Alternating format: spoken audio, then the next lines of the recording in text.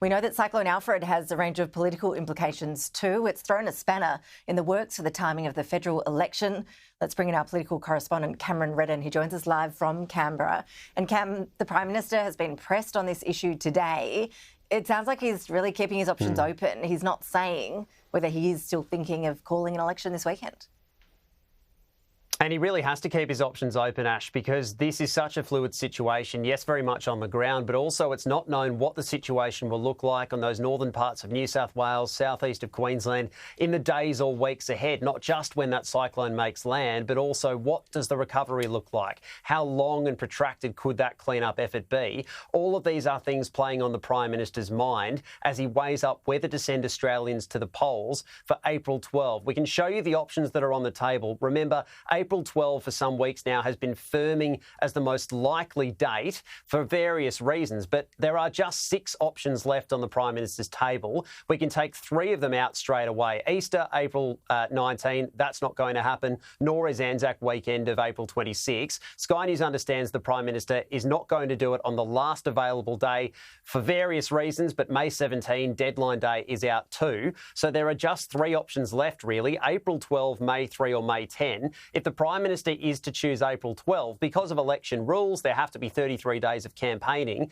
The deadline for that is Monday, which complicates matters significantly, given we don't know what's going to happen once that cyclone does make land, and whether the Prime Minister even might make a visit to Queensland in coming days. We will see. But that really does mean the clock is ticking to decide for the Prime Minister whether Australians will be sent to the polls and whether we'll be in an election campaign by Monday afternoon. Speaking to Kieran Gilbert on Sky News earlier today, he was not explicit in taking it off the table that April 12 remains a possibility, but given the unknowns and the variability of what the situation could look like over coming hours, let alone days, the Prime Minister not keen to rule anything in or out, clearly keeping his options open to see what happens on the other side of this cyclone.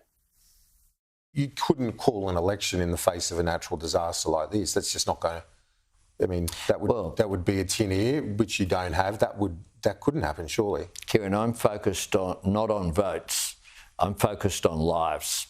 I'm focused on Australians, and Australians showing our character at this difficult time. You know, what I've been focused on, Kieran, is governing. We have a budget that we're prepared for, and we put out the time... It sounds like you're delivering the budget. Well, we put out the timetable of that last year, Kieran. The Prime Minister mentions that budget, of course. The conventional wisdom suggests if we're not going to the polls on April 12, 19 or 26, then the budget is slated for March 25. That's one of many variables that could impact the timing as well. If the Prime Minister, of course, does not call that election by Monday afternoon, he would have the option of calling it a few days before the budget. That would scrub it out, but that would mean a 6-week campaign before an election day on May 3. 6-week campaigns are complicated. They're costly. We saw that in 2016 when Malcolm Turnbull had to reach into his own pocket, $1.7 million, to help fund the coalition's campaign. That could really be a complicating factor, not just in Labor-Liberal contests, but in seats where Climate 200 and the Teals are spending big as well. So there are funding questions about whether or not that 6-week campaign could be viable. One other thing to consider here too, Ashley, is the impact of caretaker mode. Now, there have been questions over the last day or so about what impact a caretaker government could have, or whether there'd be any changes when it comes to the provision of services, recovery payments, those sorts of processes in the wake of a cyclone.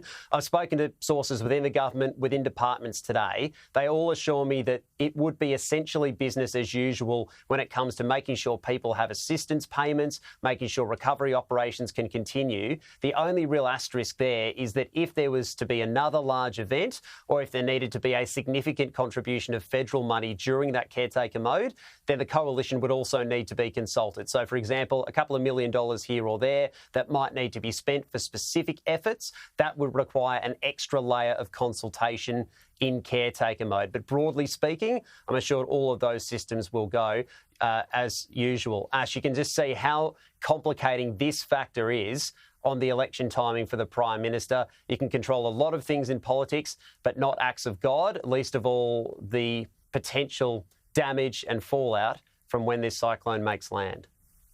Yeah, plenty of food for thought there for the Prime Minister, Cameron Redden. Thank you.